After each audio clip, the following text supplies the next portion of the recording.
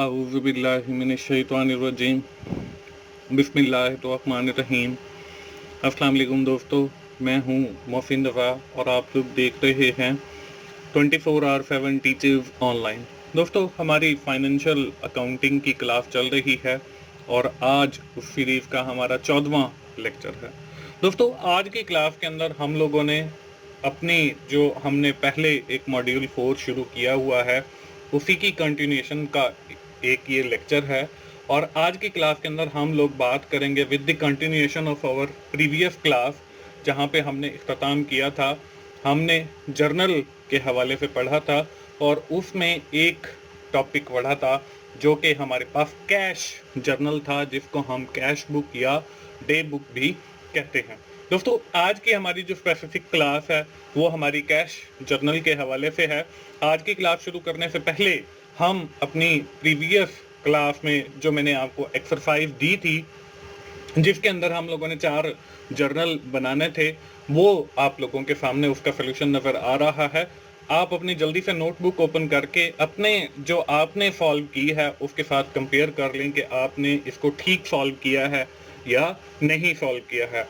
Almost ये exercise वही है जो मैंने उसी क्लास के अंदर एज एन एग्जांपल ली थी, जस्ट वैल्यूज का फ़र्क है, बाकी जो है वो आपके same as it is journal बनेंगे।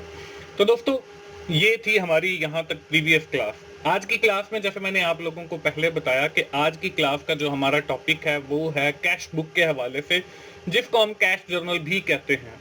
आज की क्लास में हम देखेंगे कि हमारे पास कितनी किस्म की कैश बुक्स अवेलेबल हैं और कितने किस्म के कैश जर्नल होते हैं, जिसमें हम देखेंगे सिंगल कॉलम कैश बुक को देखेंगे, जिसमें हम 2 कॉलम कैश बुक को देखेंगे, जिसमें हम 3 कॉलम कैश बुक को देखेंगे, जिसमें हम पैटी कैश बुक को देखेंगे।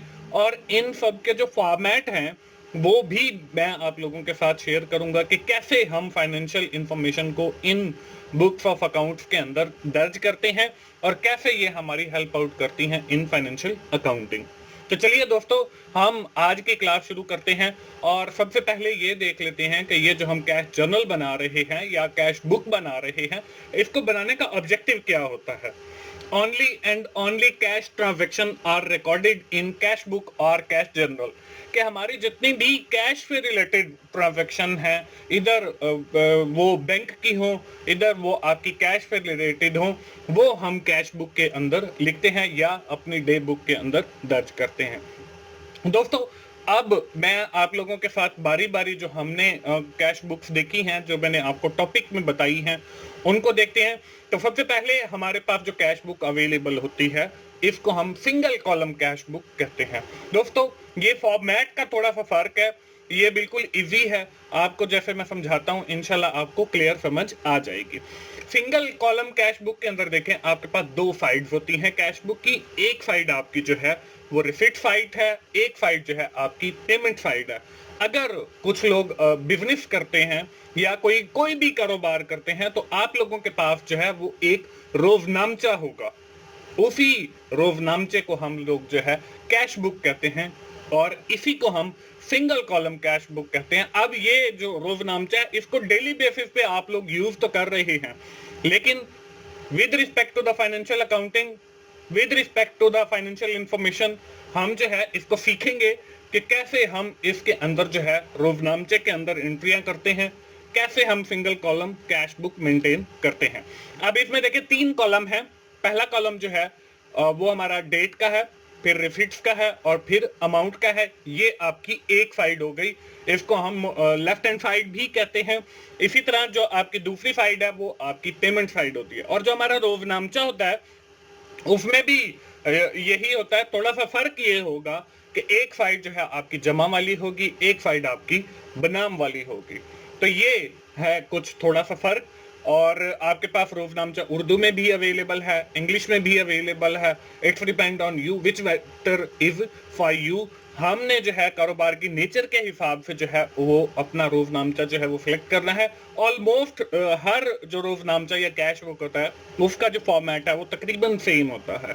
सिर्फ यही फर्क होगा कि आपकी पेमेंट्स वाली साइड बाद में होंगी या रिसिप्ट्स वाली पहले होंगी, ये फर्क होगा।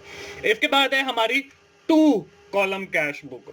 अब ये ऊपर वाली 1 कॉलम हमने इसलिए कहा क्योंकि अब जो अगली कैश बुक मैं आपको जिसका फॉर्मेट दिखाने वाला हूं उसके अंदर एक एक्स्ट्रा कॉलम ऐड होने वाला है। क्योंकि ऊपर देखें हमने जो सिंगल कॉलम कैश बुक देखी है उसके अंदर कैश का सिर्फ एक ही कॉलम है जहां पे मैंने आपको अमाउंट लिखा हुआ नजर आ रहा है।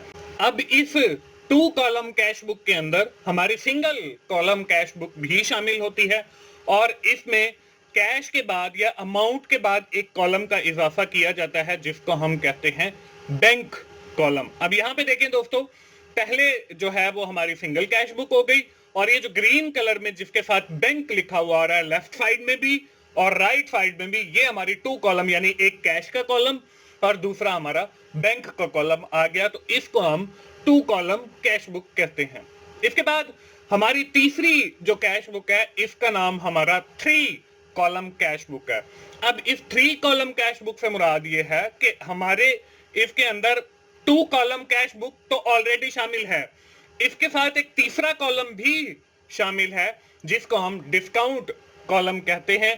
अब आप देखें यहां पे आपको ऑरेंज कलर के अंदर जो नजर आ रहा है तीसरा कॉलम जिसमें आपको डिस्काउंट अलाउ लिखा हुआ नजर आ रहा है और दूसरी राइट साइड के ऊपर आपको डिस्काउंट रिसीव लिखा हुआ नजर आ रहा है।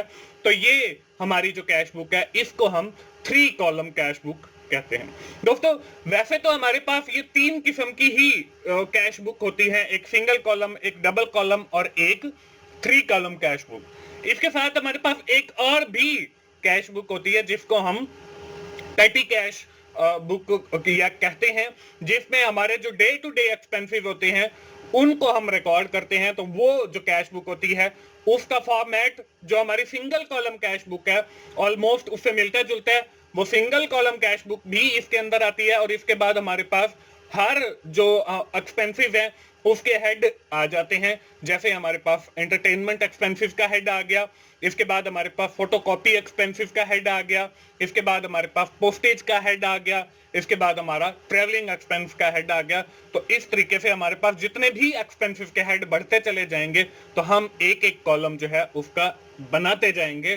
तो ये हमारी होगी पेटी कैश बुक जो हम डे टू डे ऑपरेशन चल रहे होते हैं या हमारे जो डे टू डे एक्सपेंसिव होते हैं जैसे चाय का हो गया, फोटोकॉपी का हो गया, डाक का हो गया, तो ये जो एक्सपेंसिव है इनके हेड बनते चले जाएंगे और इसको हम पेटी कैश यानी कि जो आप डेली बेसिस के ऊपर डिस्बर्समेंट करते हो कैश की वो आप इसके अंदर रिकॉर्ड करते हो। तो ये दोस्तों हमारे पास हैं कैश बुक्स की टाइप्स और उनका फॉर्मेट। अब दोस्तों हम एक एग्जांपल देख लेते हैं कैश बुक से रिलेटेड और एग्जांपल आपको स्क्रीन के ऊपर नजर आ रही है जिसमें हमें डिफरेंट एंट्रीज दी गई हैं। From the following particular make a cash book of Ghulam Fatima trading company for the month of April 2021। हमने जो है गुलाम फातिमा ट्रेडिंग कंपनी की कैश बुक बनानी है और दोस्तों इस एग्जांपल के अंदर जो है वो मैंने 3 कॉलम कैश बुक बनाना आपको सिखाई है। इसमें आपकी वो 1 कॉलम कैश बुक भी शामिल हो जाएगी, इसमें आपकी 2 कॉलम कैश बुक भी शामिल हो जाएगी और इसमें आपकी 3 कॉलम भी शामिल हो जाएगी। क्योंकि ये जो एग्जांपल है पर्टिकुलर ये 3 कॉलम कैश बुक की है और इससे आपके ऊपर वाली जो दोनों कैश बुक है वो भी आप लोगों को क्लियर समझ आ जाएंगी। इसके बाद हमारी जो पेटी कैश बुक है वो इंशाल्लाह फिर मैं अगले लेक्चर के अंदर with the help of the example आप लोगों को समझा दूंगा कि वो हम कैसे मेंटेन करते हैं। बढ़ते हैं हम इस एग्जांपल के सॉल्यूशन की तरफ। सबसे पहले उस कंपनी का नाम आ गया गुलाम फातिमा ट्रेडिंग कंपनी और उसके बाद 3 कॉलम कैश बुक हम मेंटेन कर रहे हैं for the month of March 2021 जो है वो मैंने यहाँ पे लिख दिया। इसके बाद देखें ऊपर एक बार नजर आ रही है जिसके अंदर मैं आपको हर जो एंट्री या ट्रांजैक्शन हैं वो मैं आप लोगों को दिखाऊंगा और उसके बाद फिर आपको 3 कॉलम कैश बुक मेंटेन करना सिखाऊंगा। तो यहाँ पे जो है आपको 3 कॉलम कैश बुक नजर आ रही है। आपको समझाने के लिए जो है वो मैंने एक साइड जो है वो रिसिप्ट्स यानी लेफ्ट हैंड साइड और दूसरी साइड पे जो है वो पेमेंट साइड लिख दिया है। ये वही फॉर्मेट है जो अभी थोड़ी देर पहले मैंने आप लोगों को दिखाया 3 कॉलम कैश बुक का। अब हमारी जो सबसे पहली एंट्री है वो है मार्च 1 cash balance credit RF 2000, bank balance RF 40,000। अब देखिए यहाँ पे कैश बैलेंस है, अगर यहाँ पे कैश बैलेंस और उसके साथ ये CR ना लिखा होता, क्रेडिट ना लिखा होता, तो फिर ये हमारी रिसिप्ट वाली साइड पे आ जाना था। लेकिन अब चूंकि इसके साथ सीआर लिखा हुआ है तो इसका मतलब ये है कि ये क्रेडिट साइड। अब आप ये देखें कि हमारी जो लेफ्ट हैंड साइड है इसको हम डेबिट साइड कंसिडर कर सकते हैं, और जो हमारी राइट वाली साइड है इसको हम क्रेडिट साइड कंसिडर कर सकते हैं। तो सबसे पहले कैश बैलेंस आ गया। देखें, March first balance brought forward. ये हमारे पास दो किस्म के बैलेंस होते हैं, एक ब्रॉट फॉरवर्ड जो पीछे से आता है और हम स्टार्टिंग के अंदर लिख लेते हैं, एक at the end of accounting period, चाहे वो 1 माह का हो चाहे वो 1 साल का हो, वो जो बैलेंस हम कैलकुलेट करते हैं वो होता है कैरी फॉरवर्ड, कि हम उस बैलेंस को आगे लेकर जाएंगे। अब देखें, क्रेडिट साइड पे कैश बैलेंस आ गया 2000 का। इसके बाद है बैंक बैलेंस। आप देखें इसके साथ सीआर नहीं लिखा हुआ, तो ये हमारी रिसिप्ट वाली साइड पे जो है फर्स्ट मार्च का बैलेंस आ गया बैंक का, बैंक कॉलम के अंदर। ये देखें, पहली जो एंट्री है वो हमारी कैश की है तो कैश कॉलम के अंदर, दूसरी जो है वो बैंक की एंट्री है तो बैंक कॉलम के अंदर। तो इसलिए इसको हम 3 कॉलम कैश बुक कहते हैं। जब डिस्काउंट आएगा तो फिर हम डिस्काउंट वाले कॉलम के अंदर लिखेंगे। तो 40,000 आ गया।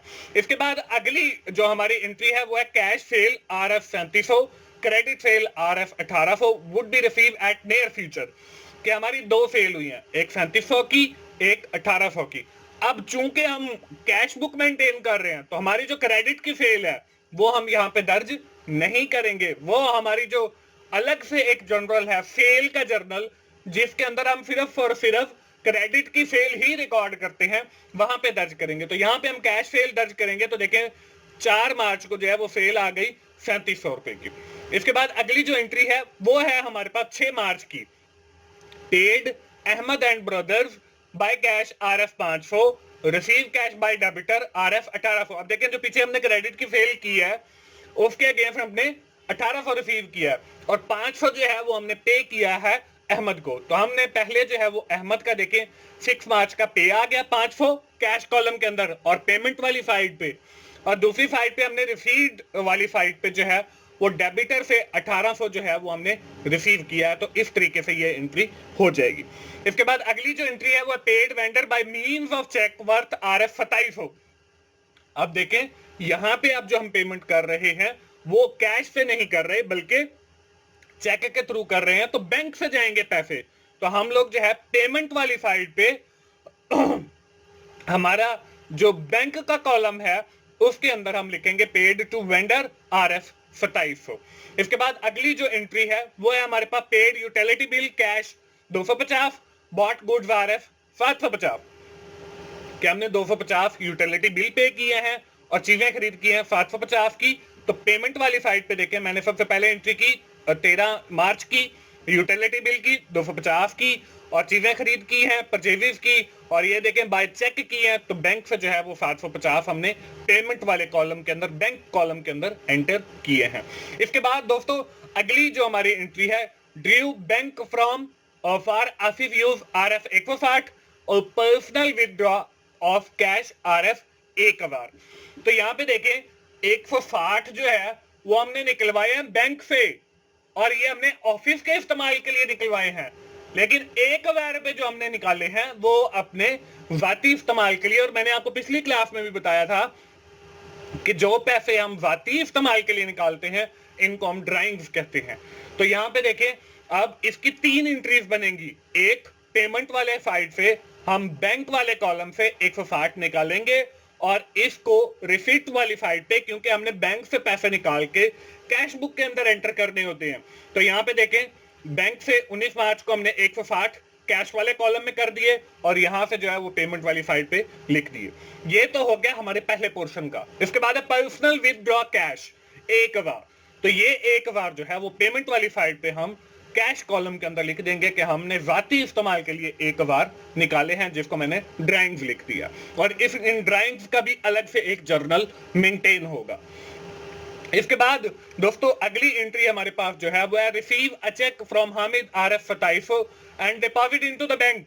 हमने हामिद से 2700 का चेक लिया है और बैंक के अंदर डिपॉजिट करवा दिया है। अब यहाँ पे देखें, हम रिसिट वाली साइड पे हामिद से जो है वो चेक लेंगे 2700 का, और बैंक कॉलम के अंदर देखें मैंने 2700 जो है वो लिख दिया। इसके बाद दोस्तों अगली एंट्री हमारे पास है receive by cheque from Munir RF 1360, discount RF 140 not deposited. अब देखें, मुनीर से हमने 1360 का चेक तो लिया है और उसको 140 का डिस्काउंट भी दे दिया है, लेकिन हमने वो पैसे अभी बैंक में जमा नहीं करवाए हैं। तो ऐसे पैसे जो हम वसूल कर लें लेकिन बैंक में जमा ना करवाएं, तो उसको हम भी कैश बुक के अंदर लिख लेते हैं अपनी रिसिप्ट वाली साइड के ऊपर। तो यहाँ पे देखें, हमने मुनीर लिखा, 1360 हमने कैश से लिया है, अभी बैंक में जमा नहीं करवाना, यानी कि हमारे पास चेक पड़ा है 1360 का और उसको हमने डिस्काउंट दे दिया है 140 का। तो अब हमारा जो 3 कॉलम कैश बुक है उसके अंदर जो तीसरा कॉलम है वो हमारा डिस्काउंट अलाउ का है। तो उस डिस्काउंट अलाउ के कॉलम के अंदर देखें, मैंने 140 जो है वो डिस्काउंट लिख दिया है क्योंकि हमने मुनीर को जो है वो दिया है। इसके बाद अगली जो एंट्री है 25 मार्च की, cash fail RF 2100, paid wages by bank RF 1500। हमने कैश वसूल किया 2100 का, लेकिन हमने कैश पे किया है बैंक के थ्रू 1500। तो हम रिसिप्ट्स वाली साइड पे देखें, सेल्स 2100 के लिख दिए हैं, और आप अगर अपनी पेमेंट वाली साइड पे देखें तो 25 मार्च को वेजेस हमने पे किए हैं, बैंक कॉलम के अंदर मैंने 1500 लिख दिए हैं। इसके बाद अगली जो एंट्री है वो है हमारे पास 28 मार्च की, deposit Munir cheque into the bank. क्या हमने जो मुनीर से चेक लिया था जिसको हमने रिसिप्ट वाली साइड में कैश कॉलम के अंदर लिखा था, अब हमने उसको बैंक के अंदर डिपॉजिट करवा दिया है। तो हम यहाँ पे जो है अब यहाँ पे देखें 28 मार्च बैंक वाले कॉलम के अंदर मैंने 1360 लिख दिया। और यहाँ पे पेमेंट वाली साइड पे देखें, अब कैश बुक से हमने पैसे निकाल के बैंक कॉलम में तो एंटर कर दिए हैं, ये हमारे पास पैसे नहीं है, हमने बैंक में जमा करवा दिया है, यानी कि हमने पेमेंट किया, अदायगी की है। तो बैंक पेमेंट वाली साइड पे हमने 28 मार्च की एंट्री डाल के बैंक के नाम कैश के अंदर 1360 लिख दिए। इसके बाद अगली जो हमारी एंट्री है 29 मार्च की, वो है payment by cheque to Anis RF 175, discount receive RF 2500। पहले देखें, हमने डिस्काउंट अलाउ किया था, अब हम डिस्काउंट रिसीव कर रहे हैं। इसका मतलब यह है कि हमने कुछ चीजें परचेज की थी अनीस से और उसने हमें 2500 रुपए का डिस्काउंट दिया। 200 रुपए की वो चीजें थी, 175 हमने उसको पे किए और 25 रुपए का हमें डिस्काउंट मिल गया। ये जो डिफरेंस है डिस्काउंट अलाउ का और डिस्काउंट रिसीव का, ये मैं आपको पहले समझा चुका हूं कि ये क्या होता है। तो यहाँ पे देखें, पेमेंट वाली साइड पे हमने 175 रुपए बैंक से जो है वो अनीस को पे किए हैं और 25 रुपए का हमें डिस्काउंट हुआ है, तो यहाँ पे मैंने लिख दिया। इसके बाद दोस्तों हमारी इस एग्जांपल की जो है वो आखिरी एंट्री बच जाती है, जो कि है March 30 Munir cheque have been dishonoured and return by bank. हमने जो चेक बैंक के अंदर जमा करवाया था मुनीर वाला, वो हमारा जो है डिसऑनर हो गया।